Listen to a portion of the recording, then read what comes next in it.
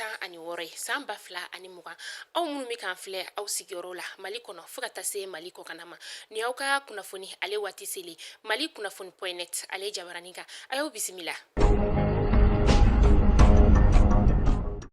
CEDEAO maw olu sera an ka jamana kɔnɔna la yan nɔ kunu araba juillet kalo tile 15 san 2020 maa min yɛrɛ tun bɛ u ɲɛmasa o de ye Nigérienw ka jamana ɲɛmaakɔrɔ ye ni o ye Goodluck Jonathan ani a ka maaw selen an ka jamana kɔnɔna la wagati min na u kɛlen ka u bolofɛnw bila u taara an ka jamana ɲɛma ni ale ka so ni o bɛ Sebenikɔrɔ an ka jamana ɲɛma o yɔrɔnin bɛɛ a ye u bisimila u ye ɲɔgɔn kuma ɲɔgɔnya an ka jamana ɲɛma ale ka fɔla sa ko hali bi k'ale ka dayɛlɛlen don jamanaden bɛɛ lajɛlen walasa sigikafɔ o bɛ se ka kɛ nin ko in o fura ye cogo min na o siratigɛ kɔnɔna la ni maa ninnu n'o ye CEDEAO maaw ye bi alamisa u ni maaba caman u bɛna sigikafɔ kɛ u dagayɔrɔ la sigikafɔ min yɛrɛ n'a bɛna tali kɛ an ka sigikafɔ kɛ bɛn ani kelenya taabolo la cogoya min na o maa ninnu yɛrɛ cɛla sa M5 RFP maaw olu bɛ o la.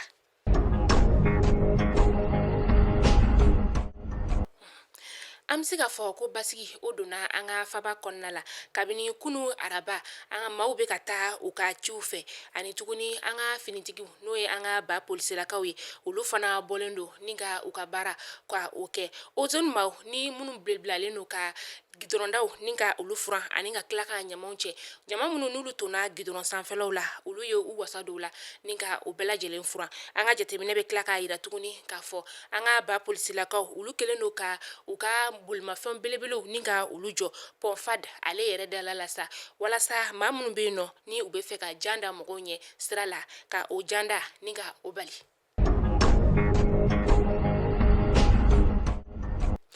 Kunu araba juillet kalo tile 15 san 2020 an bɔra kalama ka fɔ M5 RFP maaw yɛlɛma donna olu ka juma nata o baara la an bɔra kalamasa u ka bɔlɔlɔ kana la n'o ye semasi maaw ka bɔlɔlɔ min ni a bɛ Facebook o sanfɛla la u y'a fɔ ka fɔ ko u bɛna u ka baara ni ka o falen baara min yɛrɛ sa n'a tun bɛna tali kɛ maa minnu bɛ yen n'u olu bɔnɛna u ni na juillet kalo tile 10 a 11 a 12 fo ka taa se a 13 ma u tun bɛna tasibila kɛ olu ye jumadon ko nka ko ni tasibila in sa k'a bɛna kɛ maa o maa n'i bɛ i dagayɔrɔ la ani seli bɛ kɛ yɔrɔ minnu na ani ka taa se diinɛ ta fanfɛla bɛɛ lajɛlen ma ko bɛɛ ka dɔw don kɛ i ta fanfɛla la dɔw don min yɛrɛ ni a bɛna tali kɛ jamana fan 14 bɛɛ lajɛlen na.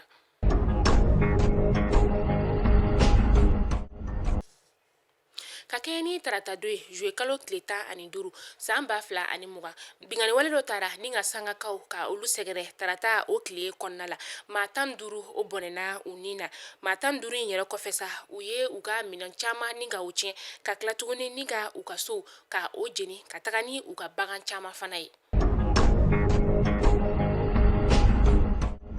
An bɛ taa kɔkan kibaru la an bɛ taa Brazzaville-kaw fɛ yen nɔ kunu araba Félix Tshisekedi ale y'a tɔkɔlen dɔ ni ka o bisimila n'o ye kɔngolaw ka jamana ɲɛmaa ye n'ale tɔgɔ ye Denis Sassou Nguesso ye ani a ka tɔkɔlen dɔ sa o ye sigikafɔ kɛ sigikafɔ min yɛrɛ sa n'a danna u yɛrɛ maa 2 ma n'a bɛna kuncɛ bi alamusa yanni Kinsasakaw ka jamana ɲɛmaa ale ka sigi.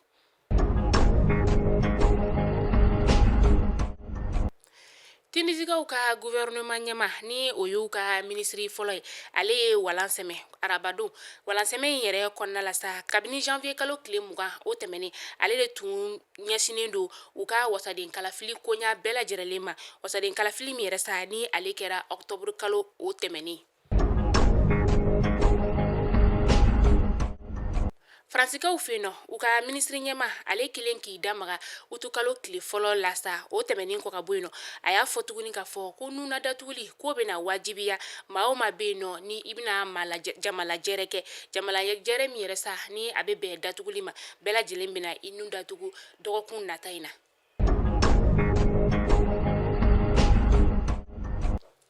Nin bɛ dansigi an ka bi kunnafoni la Mali kunnafoni.net ale jabaranin kan aw ni ce aw ka lajɛliko ɲuman na aw k'an bɛn diɲɛ waati wɛrɛ yan'o cɛ sa ala ka basigi ala k'o sabati an ka jamana kɔnɔna la hali bi halisa ala ka sigi ka fɔ ni ka o k'a fura ye.